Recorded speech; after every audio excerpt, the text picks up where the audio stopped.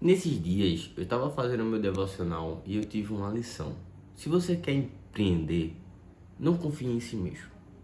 Mas isso não fala sobre só empreendimento, pode abranger.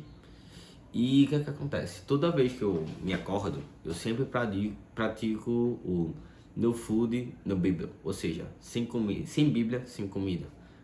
No inglês, no caso. No Bible, não, a pronúncia correta. O que acontece? Eu estava fazendo meus devocionais no livro de Provérbios. E Provérbios, você sabe que é um livro dividido sobre sabedoria, ditados práticos para você viver uma vida e comportamentos para que você ensine com o próximo. E coisas que você também não deve fazer. E no Provérbio 16:3 fala o seguinte, eu anotei aqui: confie ao Senhor tudo que você faz e seus planos serão bem-sucedidos. Eu estou com um projeto aqui de crescer minhas redes sociais, principalmente focado no meu canal do YouTube. E na semana retrasada, eu fui postar um vídeo que tinha o tema do Dia das Mães e ele é um tema que é muito temporal, só que já tinha passado 2 semanas. Eu gravei esse vídeo e não tinha postado, ele estava no meu banco de vídeos para postar. Só que eu não tinha postado, perdi o time desse vídeo. Só que eu decidi postar. O que aconteceu? Esse vídeo acabou com o meu algoritmo do canal. E enquanto meus vídeos estavam performando bem, pegando uma quantidade de views boa, esse vídeo caiu a quantidade de views do canal. E o que isso sucedeu? Por esse vídeo cair a quantidade de views do canal, basicamente meus outros vídeos floparam. Então ficou tudo em 0, 0, 0, 0. E isso me frustrou muito. E eu fiz, caramba, botei aquela mão na testa e fiz, caramba, fiz besteira. Quando eu analisei isso e eu percebi isso, eu fiz, caramba, nossa. E o que acontece?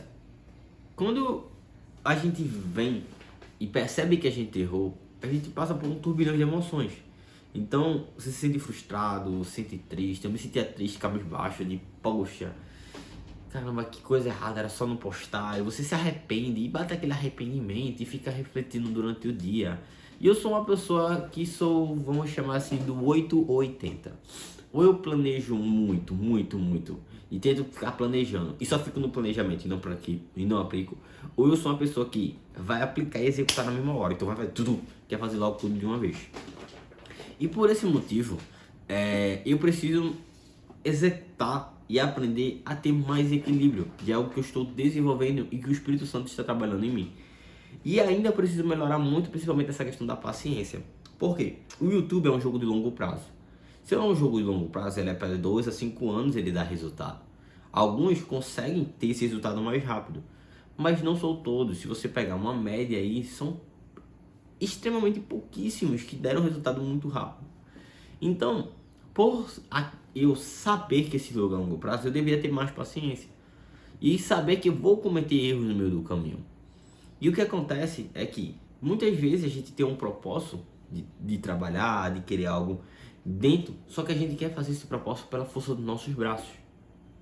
Só que o que acontece? Se você faz tudo pela força dos seus próprios braços, você vai cometer erros. E aí que vai acontecer as frustrações, vamos dizer, arrependimentos, a tristeza que vai bater em você. Mas quando você coloca as suas expectativas e forças no Senhor, é aí que faz a diferença. Por quê? Em Provérbios, voltando àquele Provérbios, diz assim: confie no Senhor tudo que você faz e seus planos serão bem-sucedidos. Por quê? O Senhor sabe de tudo, Deus sabe de tudo e Ele tem controle sobre tudo na palma das mãos. Se você não acredita, tudo bem, Deus deu o livre-arbítrio para você poder não acreditar. Mas isso não vai mudar o fato de ser real. Então, as pessoas acreditam muito de ter sorte. Tem que ter sorte para crescer. Eu já vi muitos youtubers falando, para crescer no YouTube você tem que ter sorte, você tem que crescer. Mas não é. Se você é cristão, a sorte não existe. O que existe é Deus. É Deus que faz você crescer. É Deus que faz. Não existe sorte. O que é sorte? Sorte não existe. Tiraram a palavra Deus do controle para colocar uma outra palavra, sorte. Uma definição de algo que não existe. Então, o que é que isso refletiu? Quando a gente está criando um empreendimento, muitas vezes a gente quer ter o controle de gasto, de fluxo, de vendas, de tudo o que acontece. Só que quando vem as crises, que podem ser ou nossas ou de fora, quem é que vai sustentar? Quem é que vai fazer essa crise? Por exemplo, na crise de 29 nos Estados Unidos, que foi uma crise que aconteceu mundialmente, mas afetou a Bolsa de Valores dos Estados Unidos, muitas pessoas se suicidaram. Por quê? Dormiram ricas, com dinheiro na conta, com tudo bem estabilizado na sua vida e bem sucedida. E acordaram pobres. Porque a bolsa caiu e os valores. Então, por exemplo, eu tinha 1 milhão investido em tal empresa. Esse 1 milhão caiu de 1 milhão para, vamos botar os valores assim, abstratos hoje, R$ 1.000, R$ 10.000. Você faz, caramba, meu dinheiro foi embora, eu só tenho isso agora, caramba, acabou minha vida. E muitos se suicidaram pulando de prédios, porque fazia, caramba, eu demorei tanto tempo para construir isso, eu construí isso, como é que eu vou construir novamente? Porque coisas externas podem nos afetar, e aí que as pessoas se frustram, se decepcionam. Mas quando você confia em Deus e sabe que Deus está no controle, você sabe que dentro desse plano, que é o plano terreno que a gente está vivendo, Ele está no controle. E no pior das dúvidas que pode acontecer com você é perder tudo e ter que reconstruir. Jó passou por isso. Jó, ele não fez nada, mas Deus permitiu com que ele perdesse tudo através de uma situação. Então ele perdeu os filhos, perdeu seu gado, perdeu a saúde e perdeu o respeito dos seus amigos, que acreditavam que tudo aquilo que ele estava fazendo foi fruto do seu mau cuidado e seu comportamento negativo perante Deus, que ele foi um pecador, que ele estava ofendendo Deus nas suas atitudes. E se juntaram os 3 amigos dele para acusar ele. O que será que tu fez, Jó? Tu fez o quê? Tu fez isso aqui, Jó? Tu fez isso aqui? Tu não desejou. Só que imagine, você tá lá totalmente destruído e as pessoas só apontando na sua cara, apontando na sua cara. E você faz, mas caramba, eu sou inocente, eu não fiz nada disso. Mas as situações que aconteceram com Jó foi, perdeu os 10 filhos de uma vez em um acidente que aconteceu, um incêndio, não me recordo. Perdeu todo o seu gado e toda a sua plantação de uma só vez. E perdeu a sua saúde. A sua saúde ficou debilitada, perdeu as 3 coisas. E só o que Jó tinha era para confiar em Deus e que Deus ia fazer justiça. E ele pediu a Deus fazer justiça. Só que Jesus fala exatamente sobre isso. Observem as aves do céu. Isso está em, se eu não me engano, Mateus 6, 26 e 30. Foi aqui que eu anotei. Observem a ave dos céus. Elas armazenam comida em celeiro. Ela está angustiada e ansiosa por alguma coisa? Não. Porque ela sabe que o Pai Celestial as alimenta. E vamos perguntar, vocês acham que as aves têm mais valor para Deus do que a gente? Vocês acham que ele se preocupa mais com as aves, com os animais, do que a gente? Eu acho que não. Então Jesus fala e faz essa indagação pra gente. Por que a gente se preocupa? Pode acrescentar hora na sua vida? Por que você se preocupa com roupas? Vejam como crescem os lírios do campo. Eles não trabalham nem tecem roupas. Contudo, lhes digo que nem Salomão em todo o seu esplendor se vestiu-se como eles. No caso, os lírios.